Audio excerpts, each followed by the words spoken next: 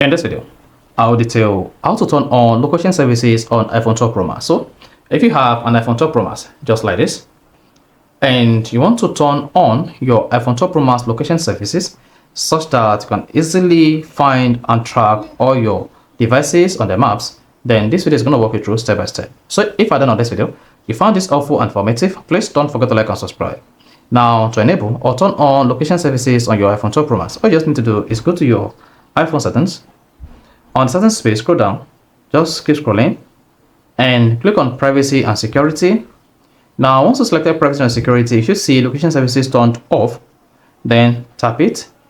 Then to enable or turn on the location services on your iPhone 12 Pro Max, just come here and turn this on.